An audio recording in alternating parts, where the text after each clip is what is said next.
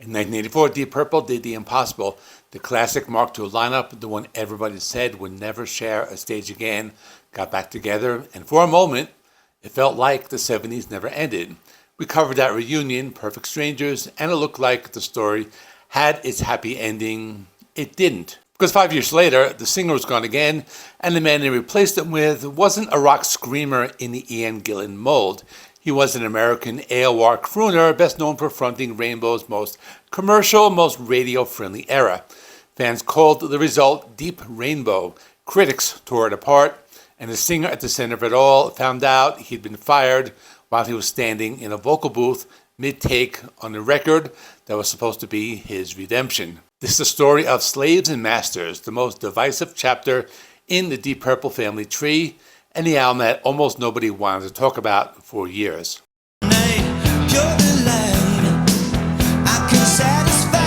Here's the thing about the 1984 reunion. It worked on record, and it fell apart on tour. The classic Mark II lineup that reunited for Perfect Strangers was really just the same explosive, ego-driven combination it had always been. Ritchie Blackmore and Ian Gillan were two the most volatile personalities in the band, and putting them back in the same room didn't heal 15 years of bad blood. It just gave them a new stage to fight on. By the late 80s, the two men were barely speaking. Blackmore had never been shy about disliking Gillan's drinking, and he became convinced it was affecting the performances. On top of that, Blackmore felt the band's whole musical direction was suffering, and he wasn't quiet about criticizing Gillan's vocal choices and his presence on stage. Eventually, it came down to an ultimatum. Blackmore told the rest of the band, Ian Page, Roger Glover, John Lord, plain and simple, if Gillan stays, I go. And after everything the band had already survived to get back together in the first place, the others weren't willing to lose Blackmore over it. So in 1989, for the second time in Deep Purple's history, Ian Gillan was out.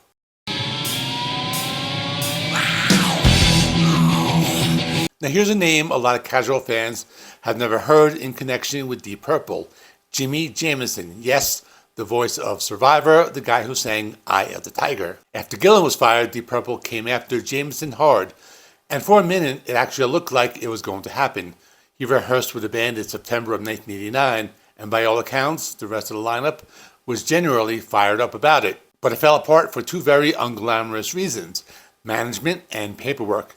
Jameson's management was protective of his career and reluctant to let him walk away from his existing commitments, and Survivor's label, Skyler Brothers Records, created legal complications that threatened to block the whole move outright. No dramatic falling out, no creative differences, just contracts. So Deep Purple lost their first choice and had to go back to the drawing board.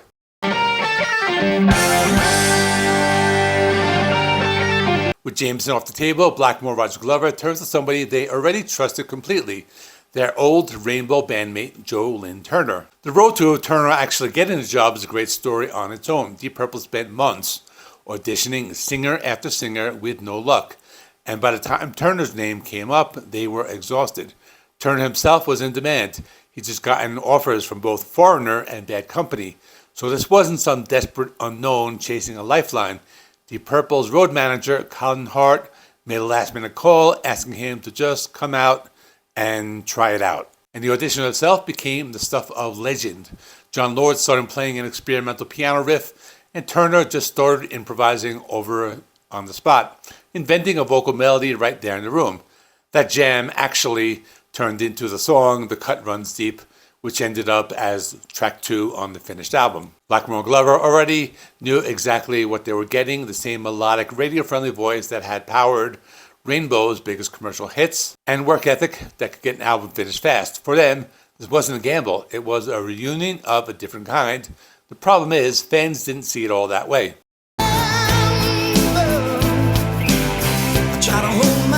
The second people heard Joe Lynn Turner was fronting Deep Purple, the Deep Rainbow joke started immediately. Blackmore, Glover, and Turner had all been in Rainbow together in the later, more popular years, and critics accused Blackmore of recycling the era's commercial sound under a bigger, more legendary brand name. And honestly, the criticism had some teeth to it. Deep Purple's entire identity was built on raw, heavy, blues-soaked British hard rock, screaming vocals, roaring, hammered organ. That unmistakable grit, Turner's whole style, came from American AOR, polished, radio-friendly, emotionally smooth. Purists felt his crooning simply didn't have the power or the shriek that Ian Gillan has spent 2 decades defining as the Deep Purple sound. It wasn't just a voice either. Turner brought a flashier, more glam-adjacent American stage presence. Stylized hair, stylized clothing, rock star banter that clashed hard with Deep Purple's gritty, no-nonsense British image.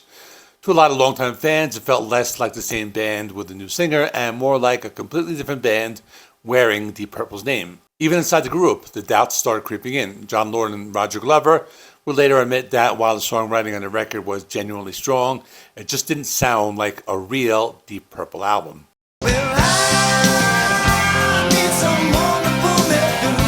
Commercially, Slaves and Masters is a rough chapter. The lead single, King of Dreams, was the record's one legitimate success. A big-budget MTV video pushed it to number 6 on the US mainstream rock chart and into the top 20 in several European countries, but it never crossed over to the Hot 100. The follow-up, the power ballad Love Conquers All, aimed straight at the massive late 80s, early 90s power ballad market and basically missed. It barely registered in America with only a minor chart placement in the UK and Germany. And that lack of a real crossover hit sank the album as a whole. Slaves and Masters stalled at number 87 on the Billboard 200. For comparison, The House of Blue Light, the last Gillan-fronted album before this one, had reached number 34. However, this was a commercial step backward for the band.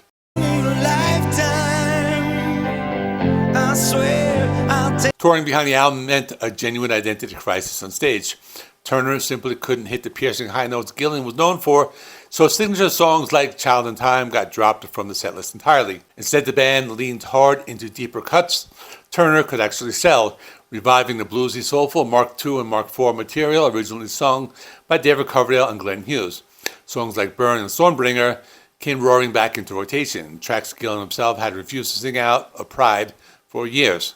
They still kept a handful of Mark II staples in the set, Smoke of the Water, Highway Star, Lazy, but Turner reshaped them with his own melodic flourishes and ad-libs which frustrated purists who wanted note-for-note nostalgia. And in a move that only fed the deep Rainbow narrative further, Blackmore insisted on bringing in actual Rainbow songs into a Deep Purple set. Arena staples like Long Live Rock and Roll and Difficult to Cure, great moments live, sure, but it made the whole tour feel like a hybrid identity crisis rather than a cohesive Deep Purple show.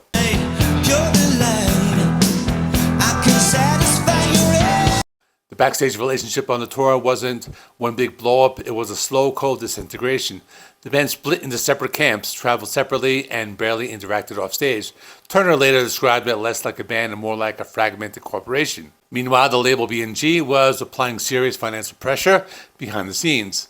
Unhappy with how the tour was performing, that top-down stress bled into every level of the operation. Then in 1992, while the band was in the studio recording the follow-up to Slaves and Masters, the real story was unfolding behind Turner's back. Management and the classic Mark II members were quietly negotiating a massive deal with BMG, one built entirely on a single condition: fire Turner and bring Ian Gillan back for the band's 25th anniversary. Turner had no idea any of this was happening. He was literally laying down vocal tracks in a Woodstock studio when road manager Colin Hart walked in and told him bluntly that the band no longer needed him.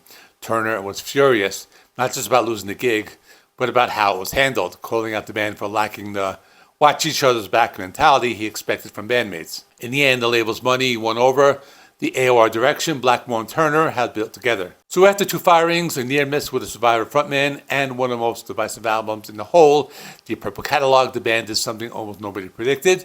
They brought Ian Gillan back again. It set up 1993's The Battle Rages On, an album title that, frankly, could not have been more appropriate for what was actually happening inside the band. And trust me, that reunion was every bit as chaotic as it sounds.